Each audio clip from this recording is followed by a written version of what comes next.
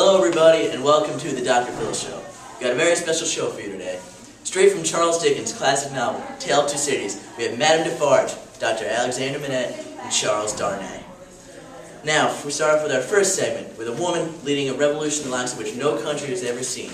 In her last recorded interview before her untimely death, you know her from the suburb of Saint Antoine, Madame Defarge.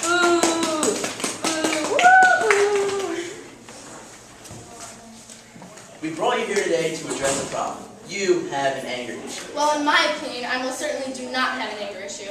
Opinions are like asses. Everybody has one, and they all stink. Now, Madame Defarge, do you mind telling us what you're knitting there? Just a blanket. Can you hold it up?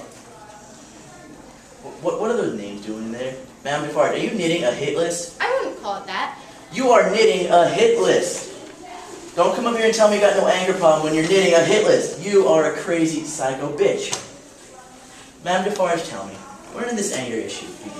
I do not have an anger issue. I just want to make things right. The ends justify the means, and I'll do anything to make sure that happens. Now that is called unchecked revenge.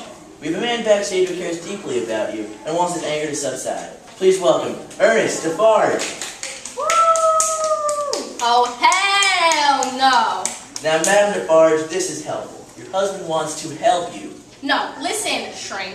No one understands what I went through. My dear sister was deflowered forcefully by Marquis Saint Evermond, and my brother brutally slain by his sword. I was forced into hiding, making me the strong, powerful woman that I am today. That story is very heartbreaking, but just because of your tragic past and the Evermond's shady family history, that doesn't mean you can go around and kill every powerful person or descendant of the Evermonds. He's right, honey. I understand your anger. I really, really do. But you're killing innocent people. I'm not here to go against your beliefs. I honestly just want to help you. But you don't understand. You're too wrapped up in protecting that pitiful doctor and his family. They're nice people, Therese. Nice people. My family was nice people. Not like these awful Manettes and Evermonds. Unfortunately, we're running out of time here, so I'll wrap this up. In life, we meet many people who may have hurt us or our families, but we all must endure that. Now, what happened to you is not a respectable thing, Madame Defarge, but revenge is another story. Revenge is one of the many poor qualities that humans possess. I've had many people do things to me that could cause me to be vengeful. Trust me, this ain't my first rodeo, son.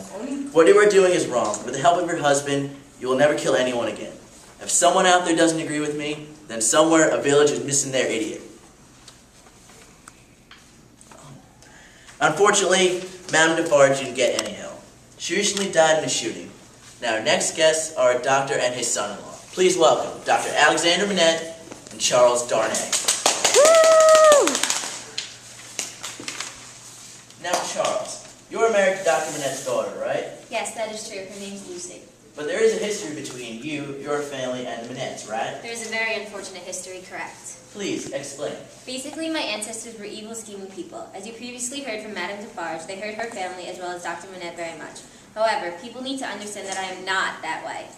Dr. Manette, when did you first learn of this?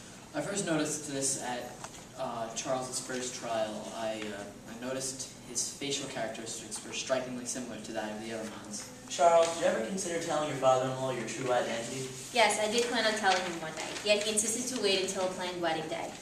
And on your wedding day, you told Dr. Manette? Yes, and when I told him, his suspicion and fears about my identity were confirmed. Now, Dr. Manette, how on earth could you possibly handle hearing this news and still allow this man to take your daughter's hand in marriage? Well, Dr. Phil, the answer to that question is quite simple. Had he not made my daughter so blissfully happy, I most likely would not have agreed to the marriage. My dear daughter Lucy not only recalled me to life, but is the golden thread that holds us all together. And she deserves someone, anyone, who makes her genuinely happy. Even if it's the ancestor of those who unjustly buried you for 18 years? My daughter is golden sunshine. I consider myself to be a fair and forgiving man. After getting to know Charles, I see that he too is a fair and kind-hearted man. He denounced a noble position because he felt it was wrong. He is nothing like his ancestors, and most importantly, he loves my sunshine, my life. Woo! Well, ladies and gentlemen, that's true family love. It's been quite an interesting show. Join us next time for the dramatic conclusion of last week's episode, Showdown in Maycomb, Finch versus Ewell. Thank you, and see you next time.